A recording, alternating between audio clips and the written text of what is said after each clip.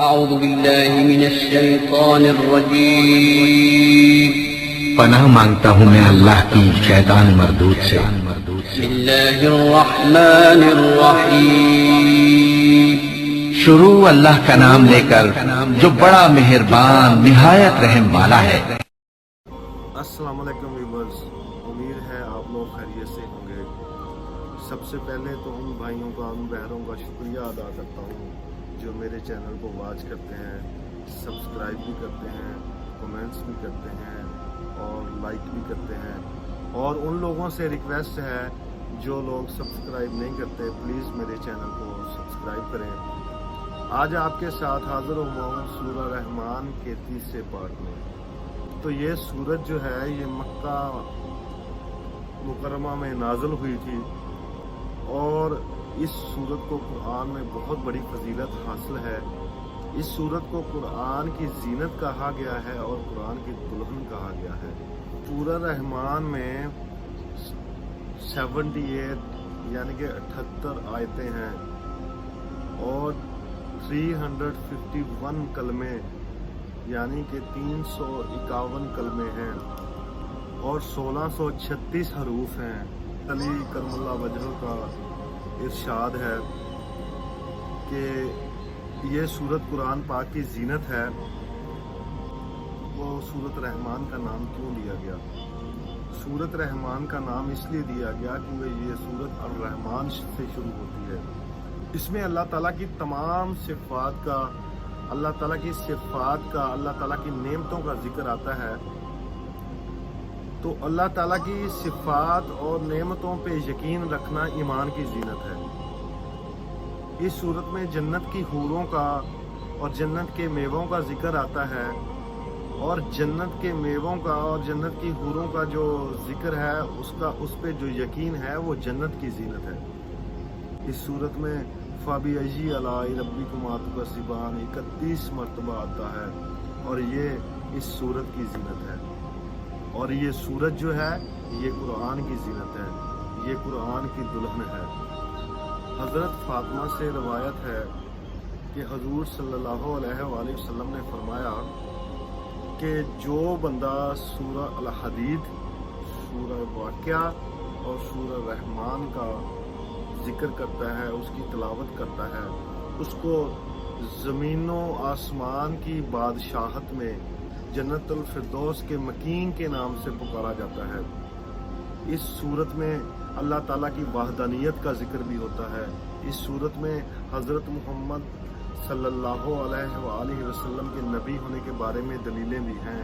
اس صورت میں اللہ تعالیٰ کی رحمانیت کا ذکر بھی آتا ہے۔ اس صورت میں حضرت محمد صلی اللہ علیہ وآلہ وسلم کو جو تعلیم دی گئی اس کا ذکر بھی آتا ہے۔ جنت کی نعمتوں کا ذکر بھی آتا ہے۔ اس صورت میں دوزخ کی ہولناکیوں کا ذکر بھی آتا ہے۔ اس صورت میں دنیا کی نعمتوں کا ذکر بھی آتا ہے۔ اس صورت میں جو انسان کو اللہ تعالیٰ نے علم دیا اس کا ذکر بھی آتا ہے۔ اس صورت میں حضرت آدم علیہ السلام کی پیدائش کا ذکر بھی آتا ہے۔ مطلب کہ اس صورت میں اللہ تعالیٰ نے بہت ساری چیزوں کو بیان کیا ہے، اور سب سے مین جو ٹاپک ہے اس صورت کا وہ اس کی رحمانیت ہے، اس کے رحیم، اس کے کریم ہونے کی گواہی ہے، اس کے رحیم، اس کے کریم ہونے کے دلائل ہیں اس صورت میں۔ قرآن کے الفاظ کا جو حسن ہے، جہاں تک حسن معنوی ہے وہ تو ہر لفظ میں ہے، لیکن یہ حسن ظاہری، حسن صوتی، حسن لفظی یہ اپنے کلائمیکس پر آپ کو نظر آئے گا سورہ رحمان میں۔ لیکن قرآن میں یہ سورت اس اعتبار سے بھی ممتاز ہے، اس کی 4 آیات پر ذرا توجہ کریں گے، عجیب حقائق سامنے آئیں گے۔ جہاں یہ قرآن مجید کے حسن صوت اور حسن لفظی کی معراج ہے، وہیں اس کی پہلی 4 آیات میں 4 چوٹی کی چیزوں کا ذکر ہے۔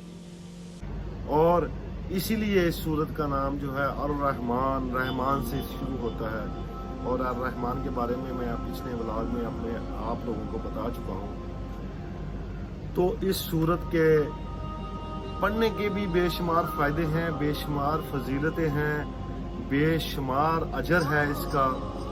جب بندہ پڑھتا ہے اس سورت کو تو اس کو، جیسا میں پہلے بتا چکا ہوں کہ اس کو جنت الفردوس کے مکین کے نام سے پکارا جاتا ہے، اور بیماروں کے لیے اس سورت میں شفا ہے۔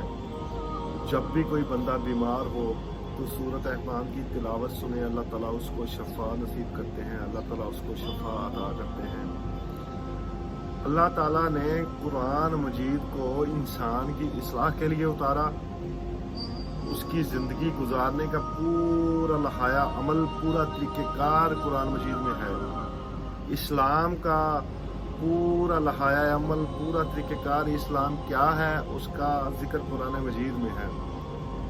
اللہ تعالیٰ کی وحدانیت کا ذکر، اللہ تعالیٰ نے جتنے پیغمبر اس دنیا میں بھیجے ان میں سے خاص پیغمبروں کا ذکر بھی قرآن مجید میں آتا ہے۔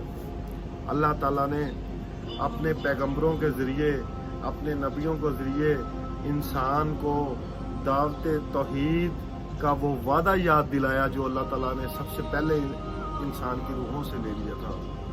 تو وہ وعدہ یاد دلانے کے لیے اللہ تعالیٰ نے پیغمبروں کو بھی دنیا میں بھیجا۔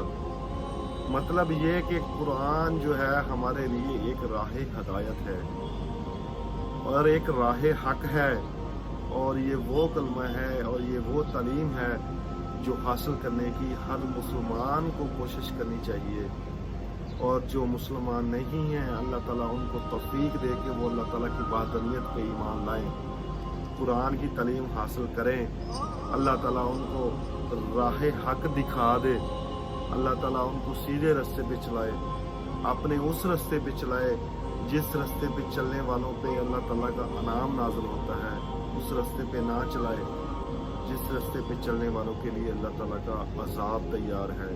اللہ تعالیٰ ہم سب کو دوزخ کے عذاب سے بچائے، اللہ تعالیٰ ہم سب کو حضور پاک صلی اللہ علیہ وآلہ وسلم کی شفاعت نصیب عطا فرمائے، اور جس رحمانیت کا ذکر اس نے اس صورت میں کیا ہے، اس رحم سے، اس کرم سے اللہ تعالیٰ ہماری خطاؤں کو درگزر فرمائے، اللہ تعالیٰ ہمیں اپنا نیک بندہ بنائے، اور انشاءاللہ ملتے ہیں نیکسٹ ولاگ میں، تب تک کے لیے اللہ حافظ، اپنا خیال رکھیے۔